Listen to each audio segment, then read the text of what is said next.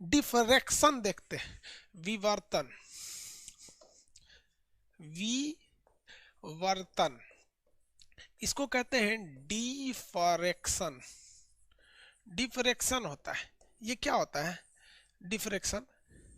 बहुत ही पतले कोना से, बहुत ही बारीक कोई कोना है, वहां से टकराकर प्रकाश मुड़ जाती है। देखिए प्रकाश कभी भी मुड़ती नहीं है, सीधी रेखा में चलती है। लेकिन अगर कोई तीक्ष्ण किनारा हो, शार्प एज हो, कैसा हो, तीक्ष्ण किनारा, तीक्ष्ण किनारा, किनारा, तीक्ष्ण किनारा, इसको कहते हैं एकदम शार्प एज हो, किनारा से प्रकाश का मुड़ना, का मुड़ना।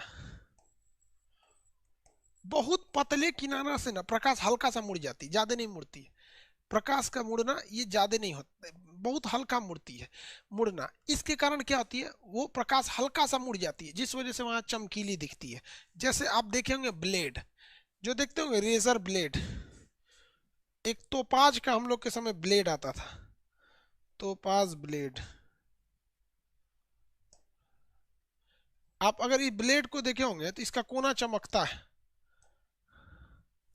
इसका कोना हल्का सा क्या होता है, चमकीला टाइप का दिखता है। इसके ब्लेड के कोना का चमकने का कारण क्या होता है, प्रकाश का मुड़ जाना।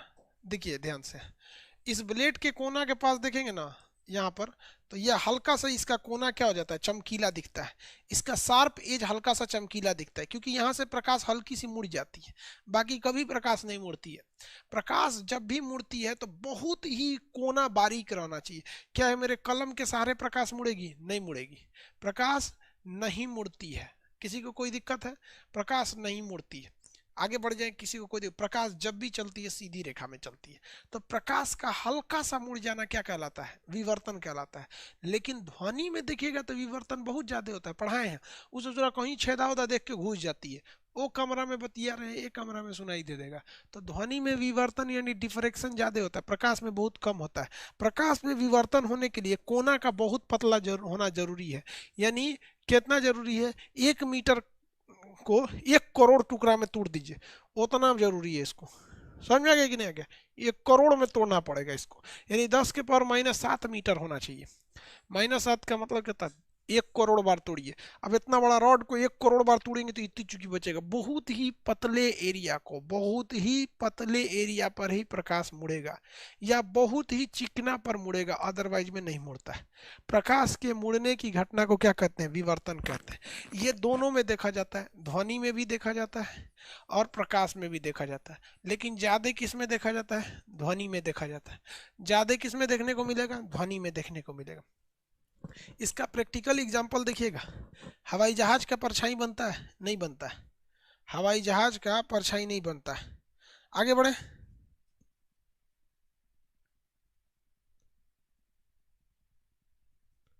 सर आप कुछ कुछ फील करा देते हैं, सोच रहा हम कौन सी फील करा रहे हैं यार। देखिए, हवाई जहाज की परछाई बनेगी, aeroplane, shadow of aeroplane, shadow of aeroplane क्या बनती है कि नहीं बनती है?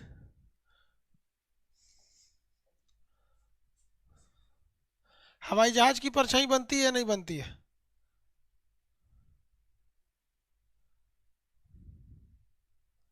हवाई जहाज की परछाई बनती है, बनती है भैया।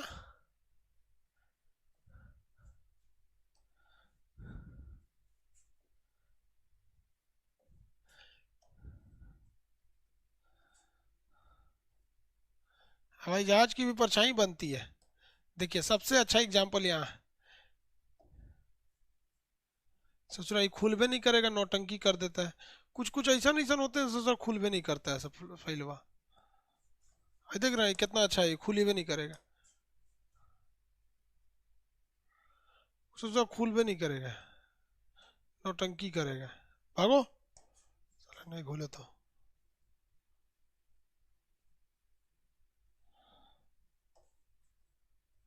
जहाज जब नीचे रहता है तो क्या बनती है भैया, उसकी परछाई बनती है, अदरवाइज में उसकी परछाई नहीं बनेगी।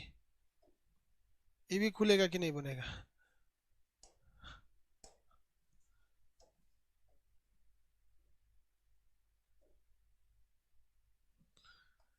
देखिए भाई, जब ये जहाज हाइट पे रहता है ना तो इसकी परछाई नहीं बनती है। क्यों? आंसर बताइए तो क्यों नहीं बनती है?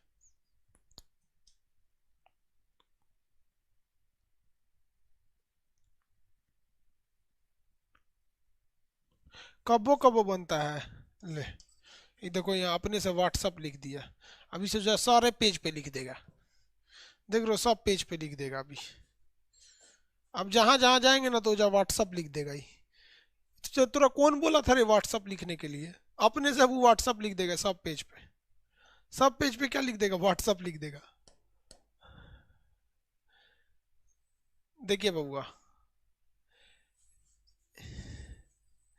जब जहाज नीचे होता है ना तो इसकी परछाई बनती है, और जब जहाज हाइट पे होता है तो इसकी परछाई नहीं बनती है। जिसका रीजन है प्रकाश का विवर्तन हो जाना। प्रकाश का क्या हो जाना? विवर्तन हो जाना। कैसे? देखिए बबुआ, ध्यान से। जैसे प्रकाश जब भी चलता है ना वो सीधी रेखा में चलता है। इसी वजह से जब कोई प्रकाश के रास्ते में आ जाता है तो वहां से प्रकाश मुड़ नहीं पाता है और इसके पीछे वाला एरिया अंधेरा हो जाता है, जिसे हम कहते हैं परछाई या शैडो। देखिए, यहां से इसके ऊपर क्या पड़ रहा था? प्रकाश पड़ रहा था। इसके ऊपर क्या पड़ रहा था? प्रकाश। इसने प्रकाश को रोक लिया तो इसकी परछाई बन गई यहां पर। इसने प्रकाश को रोक लिया इसलिए इसकी परछाई बन गई यहां पर बन गई। ठीक है, परछाई बनना तो समझते हैं, लेकिन इसका ससुरा नहीं बनेगा। रीजन समझिए क्या होता है। जहाज बहुत ज्यादा हाइट पर होता है, और जब हाइट पर होता है ना तो जब उस पर सूरज की रोशनी पड़ती है तो वो हल्का मुड़ती है। हल्का क्या होती है? मुड़ती है। हल्का सा क्या कर जाएगी? मुड़ जाएगी। इस पे भी जब रोशनी पड़ेगी ना प्रकाश का, तो इस पर भी क्या होगा? हल्का सा मुड़ जाएगा। अब मान के चलिए यहां से इधर से भी हल्का मुड़ेगा, इधर से भी हल्का मुड़ेगा, तो इधर से भी हल्का मुड़ेगा, इधर से भी हल्का मुड़ेगा। लेकिन ये इधर मुड़ते मुड़ते जमीन पर आते आते आते ऐसे हो जाएगा, और ये जमीन पे आते आते ऐसे हो जाएगा। यहाँ पे दोनों ओर की परछाई को खत्म कर देंगे सब। तो बहुत ज्यादा हाइट के होने की वजह से प्रकाश मुड़ता है, और नीचे आते आते आते आते आते आते आते दोनों रोशनी आपस में मिल जाते हैं, परछाई को खत्म कर देते हैं। लेकिन जब जहाज नीचे आता है, जब जहाज कम हाइट पर रहता है, तो भी इसके दोनों ओर से प्रकाश मुड़ता है, लेकिन वो पूरी तरह आपस में मिलने से पहले ही जमीन आ जाता है और यहाँ परछाई बन जाती है। परछाई क्या होती है? बन जाती है। तो अगर प्रकाश सीधी रेखा में नहीं चलता तो परछाई बनती ही नहीं। परछाई बन जाती है। हवाई जहाज की परछाई क्यों नहीं बनती है? क्योंकि प्रकाश हल्का सा घूम के विवर्तन के कारण आके नीचे खत्म कर देता है, उस ब्लाइंड स्पॉट अंधेरे को खत्म कर देता है। अगर प्रकाश में प्रकीर्णन बहुत ज्यादा होता है, सॉरी, विवर्तन यानी डिफ्रैक्शन ज्यादा होता है, घुमाव की क्रिया बहुत ज्यादा देखने को मिलती, तो हम लोग का परछाई ही नहीं बनता, हम लोग की परछाई नहीं बन पाती। तो विवर्तन होता है ये। विवर्तन समझ में आ गया कि नहीं आ गया? किसी को दिक्कत?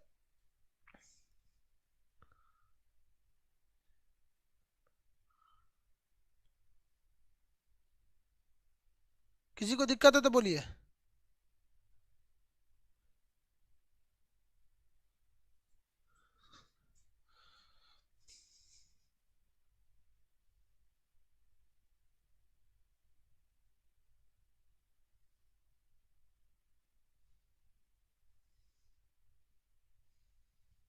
किसी को दिक्कत है कि नहीं? बोलिए।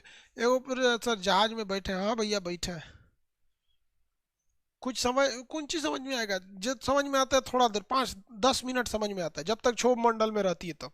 क्षोभ मंडल छोड़ के समताप मंडल में जाएगा तो आपको पता नहीं चलेगा सोच रहा उड़ रहा है कि नहीं। केवल बादल बादल, चारों ओर नीला नीला नीला नीला नीला, एकदम चारों ओर नीला दिखेगा। हाँ, बादल को देखिएगा नीचे तब समझ में आएगा वो बादल वहां था, वो पीछे चल गया। ऐसे देखेंगे तो खाली नीला नीला होगा, और कुछ नहीं समझ में आता है।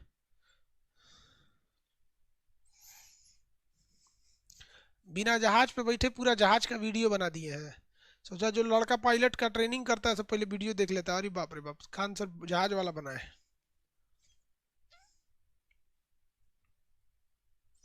टर्बुलेंट कैसे होता है? देखिए भैया, टर्बुलेंस कैसे होता है, जहाजों में ना एक झटका लगता है, उस झटके को हम लोग टर्बुलेंस कहते हैं। जहाजों में लगने वाले झटका को क्या कहते हैं? टर्बुलेंस कहते हैं।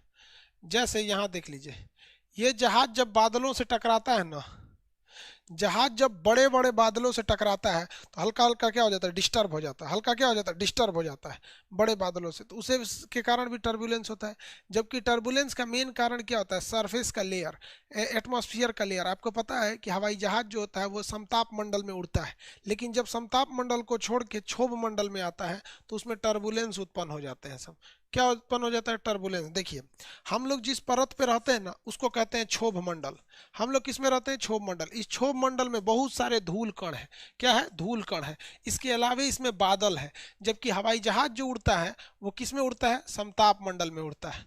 हवाई जहाज किस में उड़ता है, समताप मंडल में उड़ता है, यहाँ पर। लेकिन जब इसे उतरना होता है ना तो इसे सूरज निचवा आता है, तो यहाँ आराम से उड़ रहा था, लाहे लाहे आराम से। ना बादल था, ना हवाएं थी, ना आंधी था, थोड़ा मोड़ा ऑक्सीजन था। इसलिए जाजिया में अपना खुद का ऑक्सीजन होता है, देखिएगा ऊपर से फेंकते रहता है। यहाँ पे हवा बहुत कम रहती है, कोई रोकने वाला नहीं था, ना आंधी चल रही, बरसात और साथ कुछ नहीं। जैसे ससुरा इसमें आता है, इसमें आता है, तो ये धूल धक्कड़ लगने लगता है, तो धक धक धक धक धक धक धक करता है। तो धक धक धक करता है, उसी को क्या कहते हैं, टर्बुलेंस कहता है। करता है टर्बुलेंस। तो जो पहली पहली बार कहता है तो लगता है ससुरा उलाटी का रे, आराम से चलाओ। तो कुछ पायलट बहुत समझदार होते हैं, वो कह देते हैं, जब वो इसमें एंट्री मारने वाले होते हैं ना तो वो 5 मिनट पहले ही बता देते हैं कि अब हम लोग एटमॉस्फेयर, अब हम लोग मतलब लैंडिंग की तैयारी कर रहे हैं, जहाज टर्बुलेंस से गुजरेगा, सीट की पेटी बांध ले। तो आदमी बांध लेता है, समझ जाता है कि अब तनी झटका लगने वाला है। और कुछ कुछ ससुरा बोका पायलट होता है, बोका।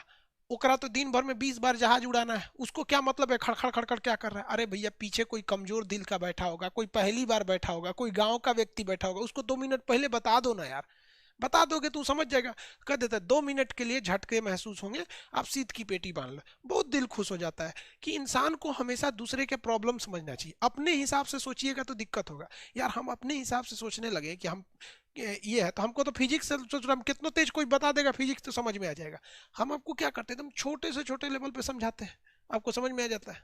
समझ में आया कि नहीं। तो आप लोग भी बाबू कम से कम अपनी भाषा में इतना प्रेम रखिएगा ना कि अनजान व्यक्ति भी आपको देखे ना तो कहे यार क्या आदमी था, कितना मीठी आवाज में बात किया।